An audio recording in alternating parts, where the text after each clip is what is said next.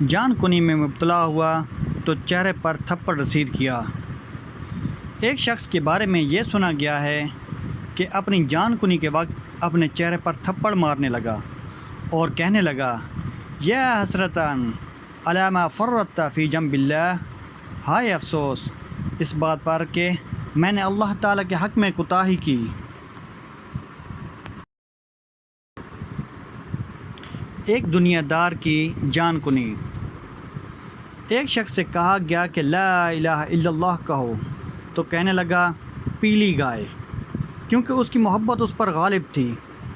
اللہ تعالیٰ سے ہم دعا کرتے ہیں کہ وہ اپنے فضل و کرم سے ہمیں عافیت میں رکھے اور کلمہ توحید پر خاتمہ فرمائے۔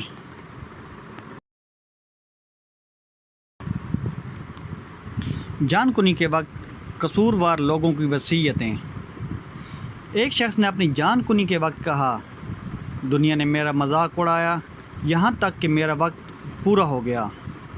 ایک اور شخص نے اپنی موت کے وقت کہا، دیکھنا دنیاوی زندگی سے فریب نہ کھانا جس طرح میں نے فریب کھایا۔ ایک اور شخص سے اس کی موت کے وقت کہا گیا، لا الہ الا اللہ پڑھو، اس نے کہا، ہائے نہیں پڑھ سکتا۔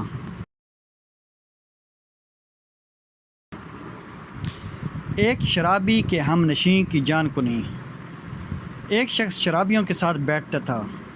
جب اس کی جان کنی کے وقت آ پہنچا تو ایک شخص کلمہ شہادت کی یاد دہانی کے لیے اس کے پاس آیا تو اس نے جواب دیا، شراب پیو اور مجھے بھی پلاؤ، پھر وہ مر گیا۔ ایک شطرنج کھیلنے والے کی جان کنی۔ ایک ایسے شخص کی جان کنی کا وقت آیا جو شطرنج کھیلتا تھا۔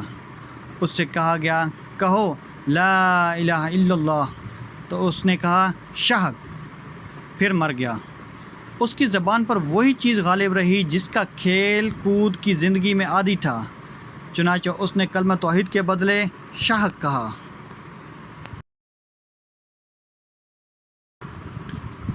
ایک بے نمازی کی جان کنی۔ امام ابن حکیم نے ذکر کیا ہے کہ جان کنی میں مبتلا ایک شخص سے کہا گیا کہ لا الہ الا اللہ پڑھو، تو اس نے کہا، میرے اس سے کیا ہوگا، اور مجھے معلوم ہے کہ میں نے اللہ کے لیے کبھی کوئی نماز نہیں پڑھی، اور اس نے کلمہ نہیں پڑھا۔